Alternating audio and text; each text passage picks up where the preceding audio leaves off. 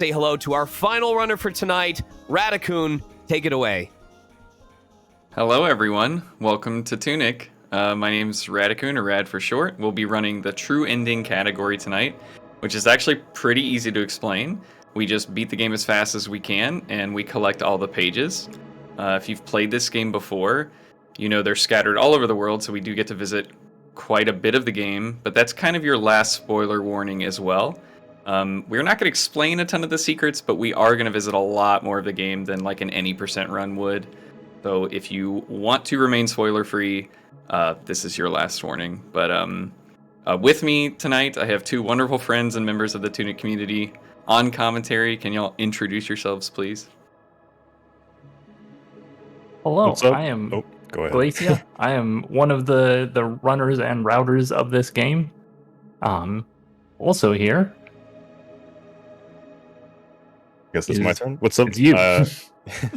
What's up, everybody? I am Silent Destroyer. I also run this game quite extensively, and I also currently have the world record for the trending category that you're about to see, so gonna do my best to help explain some of the cool stuff that we're about to do. So, Rad, take it away. Also, okay. Yeah. The last thing I'll say before we get started is this run, just like most of the categories in Tunic, are pretty tight. They're pretty difficult.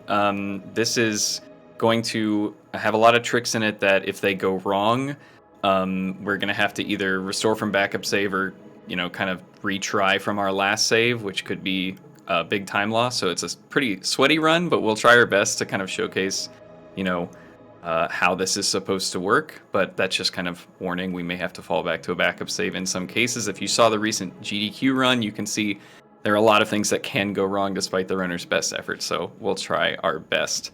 What color fox will we be running tonight?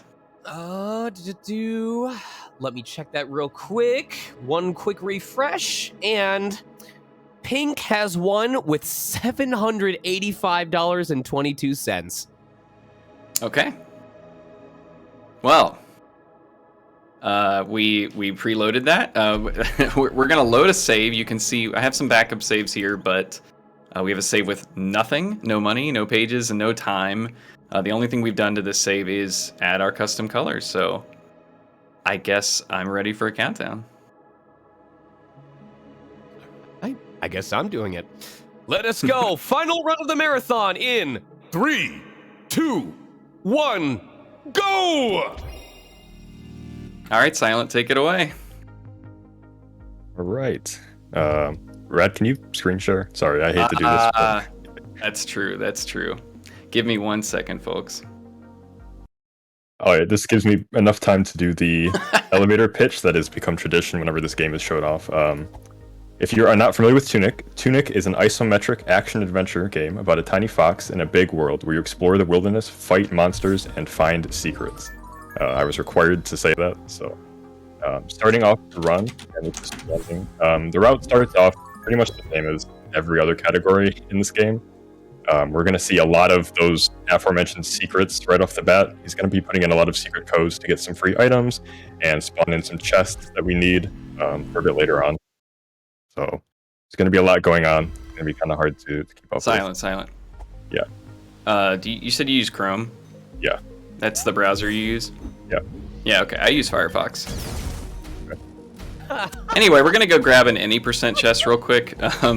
This is some firecrackers we'd normally grab a different way in any percent, but they are really convenient either way. You probably didn't find them in your casual run, but they are pretty cool for us. Anyway, I'll hand it back to y'all for now. I'm excited to get to listen to this run via the stream video because the first time I saw a true ending run for this, obviously with the commentary happening, I couldn't really hear the music, and so getting to hear the vibes of this game in full force is really exciting for me.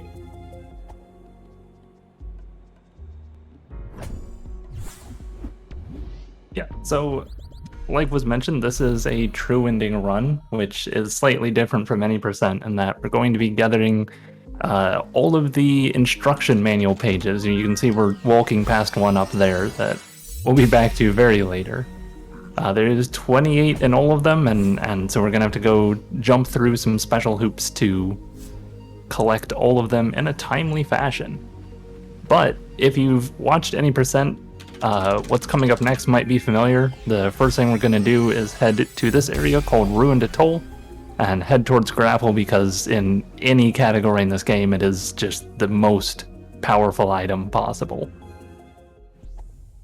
Yeah, the grapple really opens up basically everywhere else that we have to go in the run.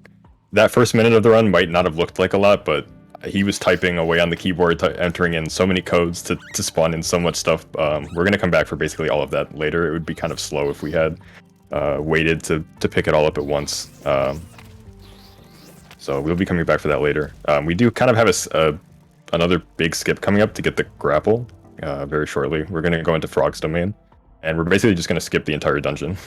Did you guys know that all of those beetles that he actually just passed by, they're not considered insects because they were intended to be in the game, so they're features, not bugs.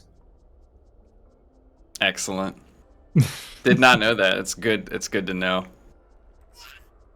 Getting the lore dropped on us. That frog that we just passed is named Sam. It's important to know. Yep. Sam's trying his hardest. Yeah, He's this doing is his best. the entrance to Frog's Domain, and there's a whole mini gauntlet that you're supposed to run to. It's kind of a optional stealth area, but we're just going to throw dynamite down there to get people's attention and just immediately get pulled down to the very end in seconds. Once we have that, that's really all we needed from here, so we're just going to instantly die and leave. Yeah, so the first time that you die in this game, it tries to force you into this kind of like a story cutscene area. The menu, you can't really use like the pause menu or the inventory screen, but for whatever reason, if you have some items equipped, you can actually still use them. So are you going to throw another bomb to death warp out of the death warp cutscene? It's kind of like Deathception almost. So we're making our way to Dark Tomb, which, as the name implies, is dark. You're supposed to have a lantern to see, but we don't really need it. We're just coming in here for an item called the Orange Parallel Ring, where when we equip it, if we have 20% HP or less, it's going to give us double damage. So it's going to be pretty critical for a couple fights later on. Yeah, I was too afraid to trigger this without lantern in my any percent run in the spring marathon, and now it's just kind of table stakes for the game. So you know, well wishes are appreciated, but the game has evolved a little bit. Oh, did I fall off? No, I'm not. Yeah, I'm you're good. fine. No, you're there. Whew. Okay, no problem. What Dark Tomb? Yeah, So he's saving and quitting to basically warp back to the entrance and leave without having to go all the way back. That combined with death warping are going to be a pretty common theme to cut out a lot of backtracking. We'll see that quite a lot.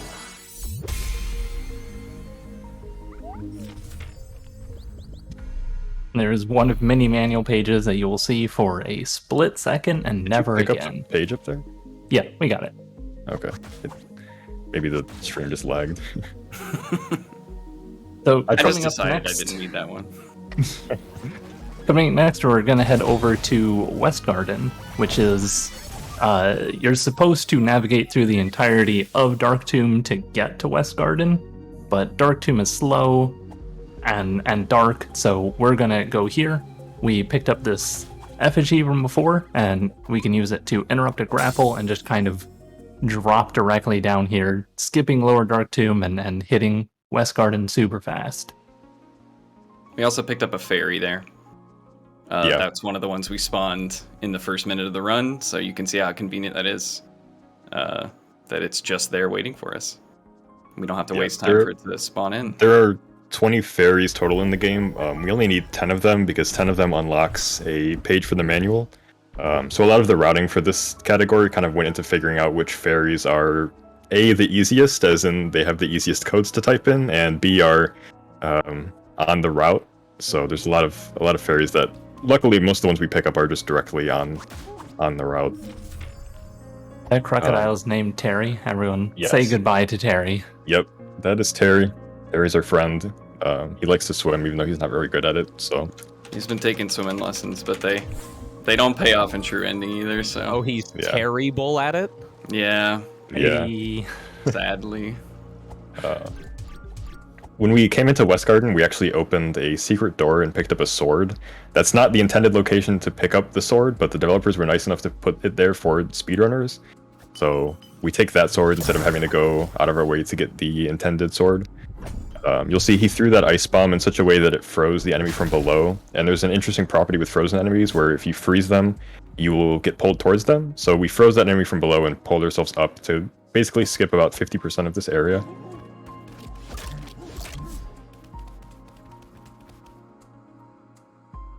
This part is scary. This is Yes. one of the scarier parts, especially with managing magic here. But we have the ice dagger, and there is a hidden tech in the game where if you shoot the fire wand and ice dagger at the same time, you get a ranged frozen projectile. So we're doing that to freeze that crocodile, knock him off the ledge, clip down there early. This is, we picked up a page. It's kind of hard to see what we were doing back there, and then death warping out. But that page we were supposed to get super late. You're supposed to get the hero's laurels to even make it over there, which are one of the last major items to get and are intended to be very late game. Speaking of them, that's where we're headed next. Yeah, this is, I'd say it escalates. There's like 3 major areas that the run can get a little scary. We've passed the first. We're entering the second and third very quickly thereafter. There's a lot of scary parts front-loaded into the first 10 minutes of this run. Yeah, so he's picking up a couple items here. We're picking up some blueberries that will restore our magic when we run low, and he's picking up another trinket card, kind of like the orange pill ring. This one is a glass cannon item that when we equip it, it will put us at 1 HP, and our sword will do fire damage. We don't really use it for the fire damage, we just use it to set ourselves to 1 HP to make a lot of death warps easier. That's the main reason that we pick it up. We're coming into this cave to get another fairy, and we're going to make our way to the cemetery and then into the cathedral, which the cathedral is intended to be a really late game area. You're not really supposed to get there until well beyond the second half of the game, but because we are speedrunners, we are going to do some sequence break shenanigans to get in there very early. When I first joined the speedrunning community, this is the first trick I tried, because it's like the first thing you want to do. Like, can I get these early? Yes, you can. And in fact, it was sort of known, intentional, question mark. From my understanding, is like a lot of quote-unquote unintended tricks were like found in testing, and the developers are cool people. It's Power Audio, it's Andrew Schultes. They're really like friends with the speedrunning community and part of the speedrunning community, and so when they found things that they didn't think would impact a casual play, they just kind of left it in, and kind of when we clip in here, you'll hear a little jingle that's kind of a, yep, we knew about this, but you still got to do it. We actually have Okay, a let's $100. go. We actually have a $100 donation from Andrew Schultes that says it's past my bedtime, but had to help out. An important cause and a great community. Good luck, Rad. Oh, that's excellent. Thank you, Andrew. Really could not have asked for better developers or support for this game. We also have a $26 donation from Terry that says, I know I'm about to get dropped into the water again, but that's okay. Good luck to Rad on his true ending run. Thank you, Terry. Terry, I hope your well wishes will protect us from the fairies, because this is really where RNG ramps up a little bit. Yeah, this is a spooky wave just due to a couple of changes in the game, but there's basically 20 fairies that are just trying to murder us, and our goal is to not get murdered. We do want to get hit twice to be at critical health, but not 3 times, because that's death. And that is what Brad has That is- just done. That is very scary. All right, let's We let's had hope I can clear conversations this for like wave. an hour about what we would do if if that went wrong. So thankfully we survived. We'd mentioned the orange power ring before. It does exactly double damage if you're at critical health. And so we're going to be doing this entire gauntlet at critical health to make it faster. It's spooky, it's scary, it's fragile, but it's fast. It's fragile, but it's like you do double damage, so you don't have to worry so much about being able to take enemies down fast. You just have to have a pretty good familiarity with the spawns. Yeah. Yeah, all of the enemy spawns are on like a timer and a cycle, and they always spawn in the same spot. So after doing this tens of times, you get basically just a memory mapping of where everything spawns.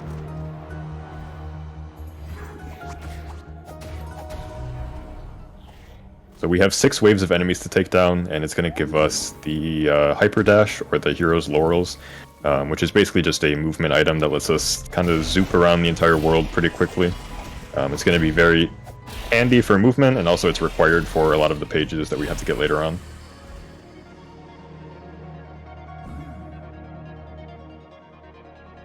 Here's a classic example of it being on a timer. The 2 knights that spawn in this wave are spaced out to be almost fair, but because we're doing so much damage, we kind of just had that 10 seconds of just waiting around for them. I feel like I should read this out because it's tied to something, but we have a $10 donation from Zillow that says, Shockwave said he'd take a letter out for $10. I'm not to blame here. And then we have a $100 donation from Glacia that just says, Tunk, like Tunic without the I. Oh, I didn't switch back. The classic game, Tunk.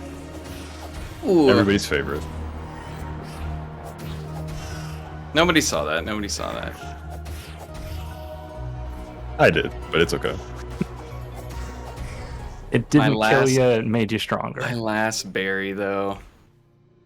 You don't need magic. I mean, you don't need magic. I need magic for the last skeleton. I mean, you don't need the... You should. We'll make it work. We'll make it work. I mean, if anything, you've made it past the worst of it, so if you have to save somewhere else, it's...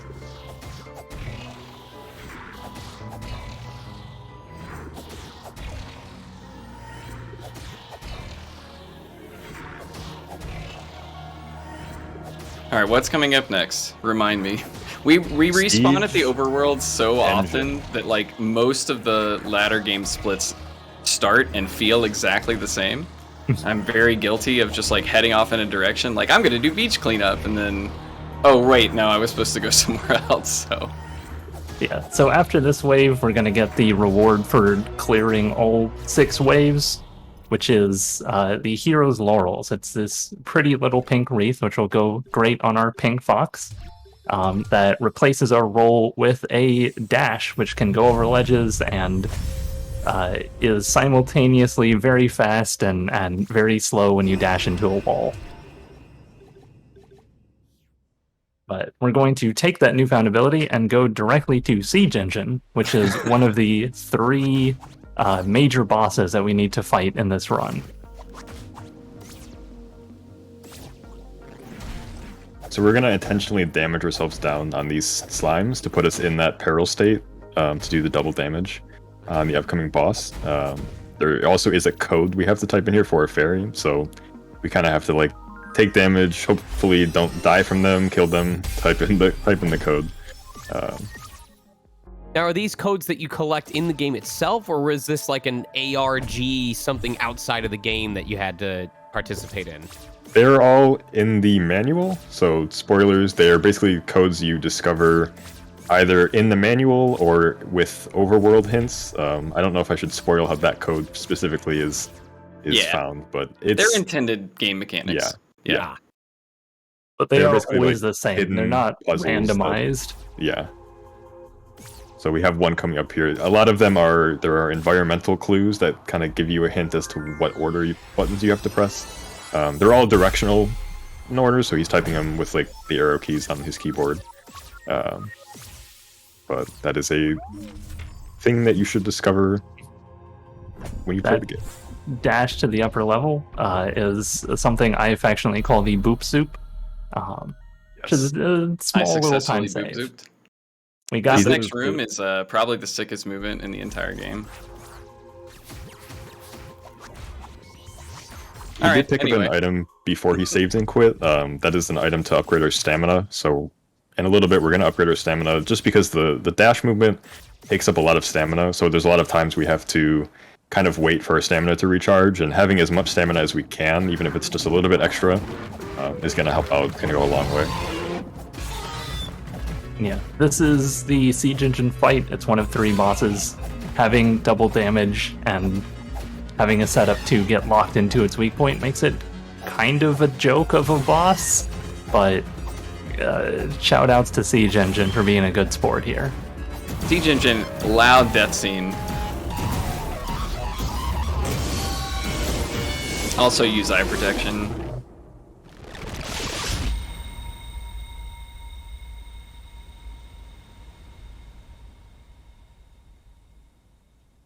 Okay.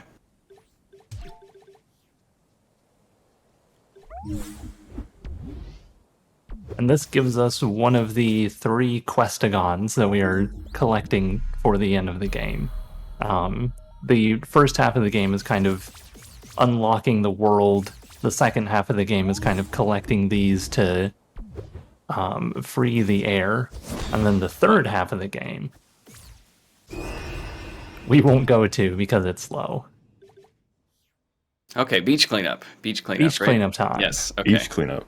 So we're going to be picking up basically most of what we spawned in the first minute of the run when he was running around, typing codes all willy-nilly. There's a couple pages we have and a couple more fairies. So not too much going on. I'm sad that I cannot leave the pages up for as long. There's amazing artwork on them, but they are pretty spoilery, so we'll just move right along. This is a very satisfying split because it's very low risk and you get the fruits of your labor. Okay. Yeah, this is one of the fairies that we're picking up with another invisible code. We're also going to grab some money just to fund the stamina upgrade later on. The way upgrades work in this game is you have to have the upgrade item, the offering, and then also just some money because ain't nothing for free. Yeah, conveniently that chest gives us more than enough money that we need to do the upgrade. There's not a whole lot of like money chests that have that much money, so it's really convenient. So we're gonna do the money up. Wait, what happened? Oh, dude, did it soft lock? Oh no. Wait, really? All right, I think we're gonna have to load a backup save. Yeah, this is a thing that can sometimes happen if you get Guess I'll too just far hit away no. from. Do I get my money back? Yeah. Okay. We're Probably. good. Oh, You'll I get think some it worked. money. yep. So we got our stamina upgraded. It'll give us just a little bit more for some of the longer dashing segments. Yeah. So what happened there is a glitch that lets you steal unlimited stat upgrades for any stat. If you manage to get far away from the upgrade shrine and open the menu at the same time, normally you can only upgrade one stat at a time by one level, and the game plays like a really long cutscene that shows like the offering being given. If you're far away, the game doesn't know how to play the cutscene, so it doesn't close the upgrade menu, and it only checks that you have enough items and money for the one upgrade. So since the menu doesn't close, we can just spam A and get as many upgrades as we want. So now we have a lot of stamina, and we can just zoop around for the whole rest of the game. And not we're even very have to much worry in about it. depth. Yeah. I wish. If you look in the menu, like if you can spare the 2 seconds, Yeah, just like we're- look in the menu, we're we at have negative 95 stamina 800,000. upgrade. Yeah. Yeah. So it still subtracts your money, but it doesn't check that like if you even have enough. So I've also just seen that the title of the game is now Tuck.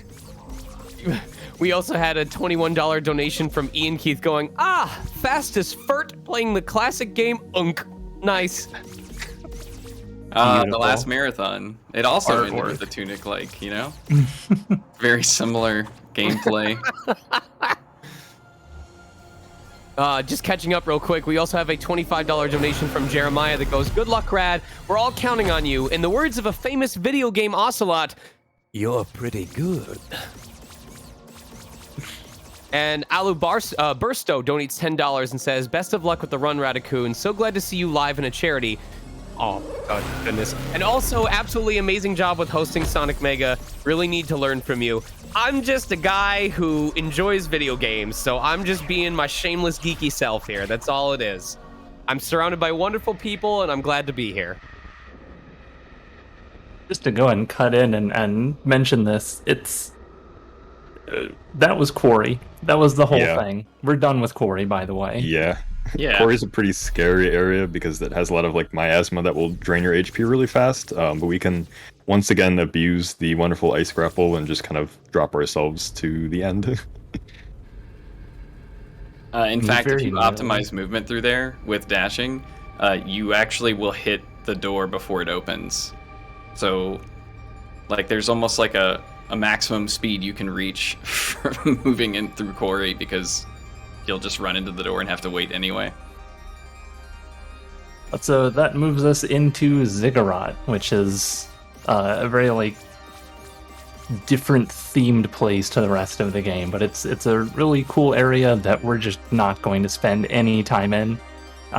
This is honestly one of the scariest places for any percent, and True Ending is just like cathartic for it because that was a boss, like the mid boss is up there on that platform. We don't care.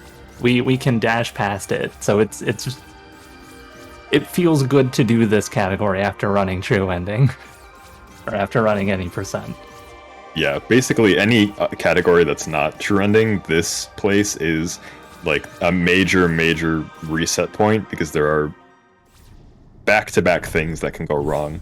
But since we have the hyper dash, we just dash past basically everything, and it's so satisfying. Watch yourself on the edge of catwalks. You could fall. Yeah, you might fall. Oh, you fell. It's fine though. That was Kevin clip. Get up to start dashing again. This guy. Yeah. This fox is on the move. That clip is affectionately known as Kevin clip because Kevin, the lead audio designer, alluded to it being possible in one of the developers reacts to speedrun videos, and then there was a mad dash to find it afterwards. But this was lower Ziggurat. We passed another like mini boss, and this is Boss Scavenger that we're going to fight completely fairly and legitimately. Absolutely nothing wrong happening here. Nothing at all. I don't see anything wrong. That's how I fight Scav. Yeah. Alright, that was Boss Scavenger. Pretty easy, pretty... Good RNG. I'll take it. Yeah, that was pretty good. I waited a little late to orb there, but... Oh. What is it with? Okay, we're good. So what we did there is we essentially just waited. We shot them with a fire rod outside of the arena so that it would start the fight. And we had them come to the edge towards us, and we were able to just pull her off into the death plane. After this, we're heading into East Forest, which is actually the first place you're intended to go. We're still not going to do the intended thing. There's a bell tower you're supposed to ring there, something story, Bells of Awakening. I don't know, I didn't play Dark Souls. But we're just going to go here, grab a couple pages, and be on our way. A couple more fairies, a couple more pages. Rise, Tunic. Yeah, this fairy I actually mixed into my route because I prefer getting it to sort of the normal route.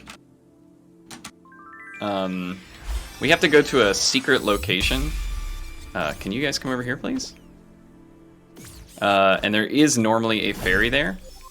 But I don't like typing in the code for it. So I do this one instead. I think it looks pretty cool anyway, so... Those hedgehogs kind of scared me. They got a little close. Okay, so that fairy also is intended to be gotten at a different time of day, I guess you could say. But it for those of you that know the game and have acquired it, it is obtainable during the day as well. Another one of those things that, you don't find out about it until very late into the game, but since we know how to get it, we can get it at any point. Yeah. A very key point, like pivotal point of this game is that it kind of scales based on player knowledge, which makes it a lot of fun to speedrun because you really can kind of do everything out of the gate as long as you know about it. Yeah. It's one of my favorite parts about the game in general and also the speedrun. So we are back in Ruined Atoll. At the start of the run, we basically skipped all of the important stuff that was here. So we're going to take another little stroll through the atoll, and we have 4 of these pillars again to charge up. And this will lead us into the area with the last of the 3 bosses to get the final questagon, the hexagon keys, if you will. Very last second pause right there. I appreciate it. Yep. Yeah. This section has a lot of really cool ice grapple tech to get up these hills. There's like 4 kind of hills in each corner that house one of these pillars, and there's a lot of really cool grapple strats that we can do to get up and down. Also, having the hyper dash makes it a bit easier because there are some other shortcuts that we can take. For example, climbing up this ladder, we can kind of dash around this chest and skip a couple other ladders to get up here. Now we're good. Yeah. So it's kind of the same as any percent, except, you know, it's cathartic, like Lacey said. Like, you can just fly through all of these areas that are normally very, very unforgiving. Do we have time for a couple quick donations? Of course. Some Egrets donates another $25 and says, "Overshot? That just means every dollar is bonus content." Hello. We have a $15 donation from Carl Riffick with no comment. And we have a $10 anonymous donation that says, "Please remove another letter from the game name." I love Fuck. Yeah, it's my favorite. So we're in library. We have a single fairy to pick up here.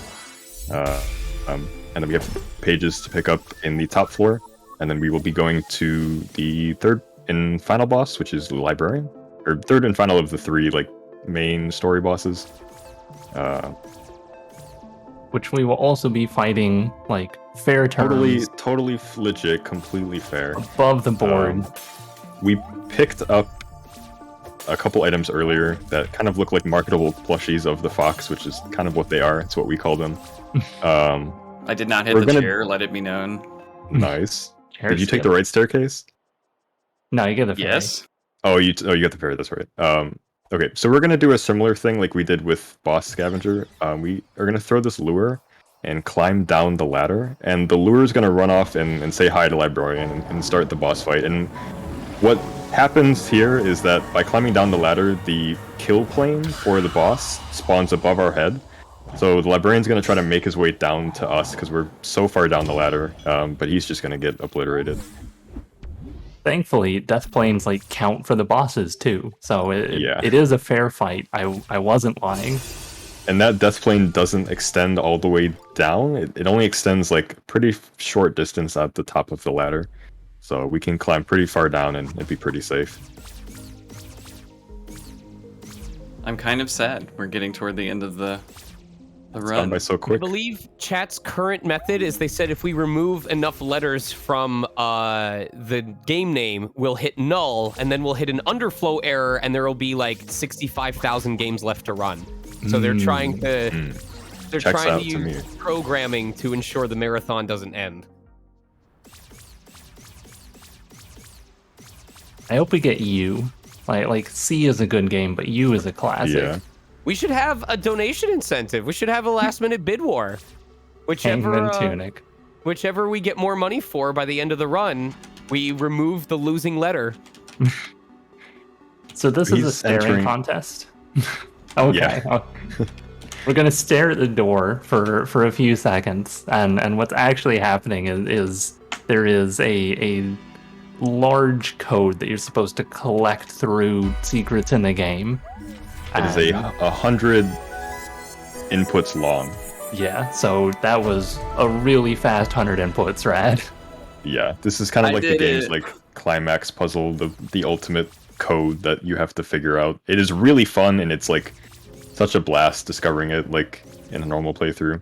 But it kind of sucks in the speedrun because if you mess up all 100, you have to start from the very beginning. The reward is one of the final pages. But yeah, to What is key on to Tunic? what Did Silent that- was saying, That page said Yeah. Tunic, but I've never heard of that. Like, it's the sequel to Uck. Yeah. To key on to what Silent was saying, like, this is a wonderful game to play casually. Like, I know we're showcasing this in a speedrun marathon, and we're kind of breaking the game as much as we can. Even at this point, if you haven't played Tunic, I strongly advocate to go play it. It's a very fun game. It's a very wholesome game made by wholesome people. And then speedrun it. Join us. yeah. And even if you're watching the speedrun and haven't played the game, the speedrun does show a lot, but it doesn't even scratch the surface hardly. There is still so much more of the game that isn't shown, especially like even just flipping through the manual pages. We don't really even see them because we just close them so quickly. But it's a blast. I can I'm gonna tell try this. that again. I can tell this is a kind of game where I'd be playing it like normally, and I'd just get to some point where the scenery and the music hits just the right way, and I just end up putting the controller down and just vibing out for like half an hour, wake up Can from my nap, confirm. and then pick it back up again. The visuals and the audio, the music in this game are just top tier. So it's worth calling out what Rad has been doing with saving and quitting there. He just skipped 46 seconds of cutscenes by saving and quitting on a frame perfect trick. So I don't want to downplay, even though like we're zooming past. Like, Good job that getting was those. 'cause- clutch. I did mess it up once, but I Yeah. actually forgot to hit B because I was so nervous. So Yeah. I like We're coming up kind of messed it up. the air, which is the final boss. So we're gonna. Oh wow! Interesting. That Wow, hedgehog had it unlucky. out for me. I guess the hedgehog is the final boss.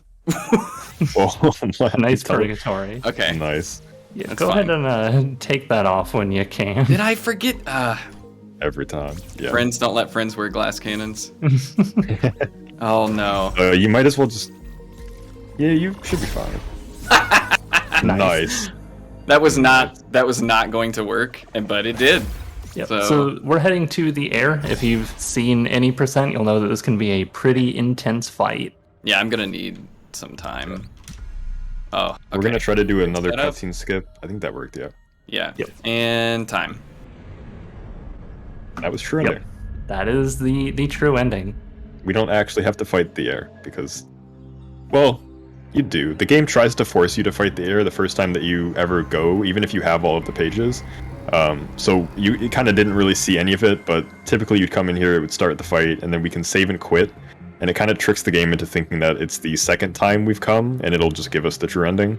But we did kind of another save and quit cutscene skip to bypass that.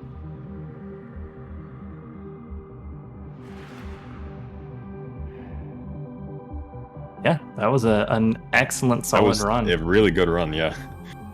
This is a will wonderful take it. 40-minute story of a kid completing their first ever hooked on phonics book. Look, And Mom, the I did mom my is just homework. like, "You're in first grade, but reading at a third grade level. I'm so proud of you."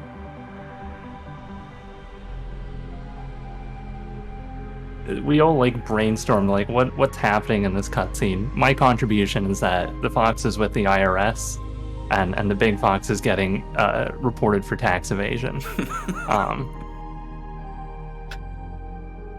It's open to interpretation, like any good game, any good story. Well, since we picked the pink color schemes, Frazbright says trans fox helps other fox realize their true self. There we go. So good. I love that. Yeah, it's a nice little attention to detail is that the air in this cutscene is the same color as the fox, but also some of the items we picked up, like the effigy and the lure, are also recolored to be whatever color you currently have equipped. God, this music is so nice. I dare you not to cry when you finish this game the first time. I cried the first time I saw the run finish, so I'd be inconsolable if I were playing it myself. This is customary. All right, this was planned. We need to get everyone crying before the final send-off of the marathon. This was the game for that.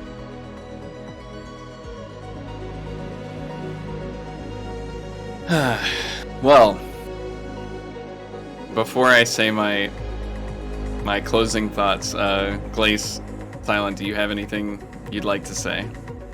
I just want to give a shout out to like the Tunic speedrunning community as a whole. Like, it's a bunch of random people shoved in a room to play Funny Fox Fast game, and it somehow turned out to be this like super wholesome community. So there's too many names to name, but just shout outs to everyone there. I strongly encourage giving the speed game a try if just for cool people to hang out with. Yeah, I couldn't have said it any better myself. If you are trying to speedrun this game, we have great community, always willing to help. So I guess shout outs to Andrew Schuldice for making this fantastic game and just being absolutely supportive of speedrunning. So I'll say shout out to me that when I realized that shout out to Dicey Rad is for the last part of his last name, Schuldice, Dicey. I'm oh, smart. I get it. Yeah. Okay, well. Shoutouts to Punk and Less Than Three. And all right, I'm cutting you off, Silent. Hey. Yeah, do it. So y'all seem pretty wholesome. Do you want to stick around for a second while we wrap up? That was Sure. an awesome run, by the way. I mean, I have some thoughts, if you don't mind. I have a little bit of stuff typed up. I apologize if I stamp on anything, but No, you're good. okay. So, special shout outs obviously to Glacy and Silent for commentating, participating, teaching me, and just slaying these categories. They are like absolutely cracked at this game in like basically every category they play. So, thank you for teaching me what you like took all the time to learn. We've covered the community. Shout outs to the community. Sunny Muffin has a run at ESA on Friday of any percent. So if you're up at 4:30 a.m. Eastern, check that out. But also we have some new runners: Kvik, Evander, Corteth, Bees, King Samson. We're always welcoming new runners. We have a 3-minute category we just added to like help you get live split up and just kind of learn the movement of the game. So if you're interested, it's an easy onboarding step. Thanks to Dicey for a fantastic game. A unique experience in a world where that's like increasingly rare. And of course, thank you to Fastest First for having me and being such like a welcoming and supportive community. I'm personally really proud to be part of a community that's not afraid to fundraise on these like politically charged issues, and proud to be part of a community that's made up of so many people that have lived lives and truths that don't fit the mold, and proudly so. I think it's really important to remember that we represent many slices of underprivileged and marginalized communities, and that gives us a superpower of empathy to relate to others' struggles and uplift them, even if we don't are not directly impacted by them. I think the recent Supreme Court developments are just, the latest casualties in a culture where we're kind of always dealing with, and it sucks a lot for a ton of people, but don't forget that no matter how bad things get, we have 2 really big tools we can always use to fight back. One is our ability to reach out and uplift those closest to us. Seriously, make a point tonight, tomorrow, this week, every week to just reach out to your friends, loved ones, family. Tell them that they matter to you, that you're there for them, that no matter what happens, you've got their back. You can literally change someone's world by just taking that first step and reminding them that they matter to you without waiting for them to come to you first. And also, our ability to come together like this and fight for what we believe in. Seek out communities like this one, volunteer, invest in them, help others, directly combat these forces that are trying to divide and depress us. Specifically, speedrunning has always been really fascinating to me. It's what got me into Twitch and everything, but the real magic in these communities is, the people you meet along the way. They're all willingly helpful, kind, resourceful. They're meaningful online friends that you will make through speedrunning. And if you're on the fence about speedrunning, if this all looks super intimidating, do not be intimidated. There is definitely a game out there for you, or a category for you in some game. And as intimidating as they might seem, we are not superhuman. This game just came out in March. I just started running it in April. It's just a matter of picking something that you like and can enjoy repeating, and putting in the time and dedication. And trust me, odds are when you join a community for these games, there will be people there to help you and guide you, and you'll probably make friends along the way too. So I highly recommend it. Seriously, thank you for this opportunity, for the amazing weekend marathon, even on short notice, for all the donations the entire weekend, and for being a community I can be so proud to be a part of. Thank you. Damn, I think you just like took most of the words right out of my mouth. That was incredible, and we're so grateful to have you be a part of our community, Rad. Sean, if you're still around, I think there's a couple donations probably left to read, including one special donation that I put in right before I came in here. Yeah, and after I get through those, do I have like a minute or two to say my own bits as well, or do we need to scoot along? Yeah, you can take a minute. That's fine. Yes, so we have, I'm trying to see where I left off here. We had a $10 donation from Frazbright that said, Shockwave, you know what to do. We had a $33 donation from Sabertail that says, it's been really cool seeing this come together for a good cause on short notice. Thanks to everyone involved in making this happen, indeed. We had a $5 donation from Tempest Mask 1000 that says, I just wanted to thank everyone who made this event possible. Tunic was a fine run to close things off, all with the runner, commentators, and of course, the host. In trying times like how we come together for this fight, I say keep up the good faith. Blue skies aren't always far away. Tempest out.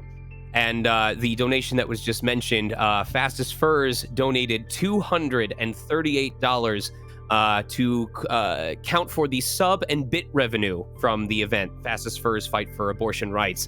Abortion care is health care, which is why you guys saw that jump up, some raising over $600 on the final 40 minutes to hit 7,580.69, which might still go up before we reach the end of this.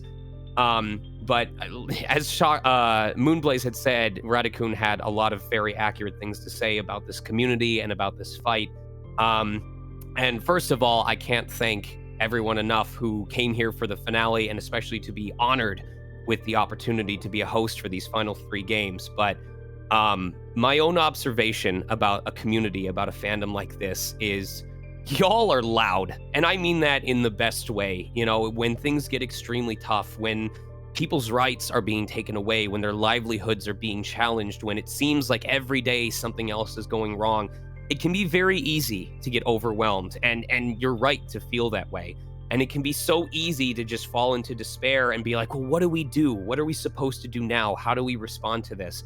It's easy to just say that things are hard. It's way harder to say, I'm going to do something about this, and to just contribute money to a fund, to come together and put an impromptu 2-3 day long marathon that involves all of these people, all of these technicians, all of these engineers, all of these staff, all of these runners, all of these commentators, all under a common cause, if for no other reason than to say, pardon my French, fuck you, but we're not going to take this sitting down, is incredible. And I can say nothing besides how grateful I am to be a part of such a passionate group, to be in an audience with so many people willing to work so hard and put the effort forward to show that it's not just comfort words, it's also a desire for people around us to be able to experience comfort and trust and have faith that the future will be better.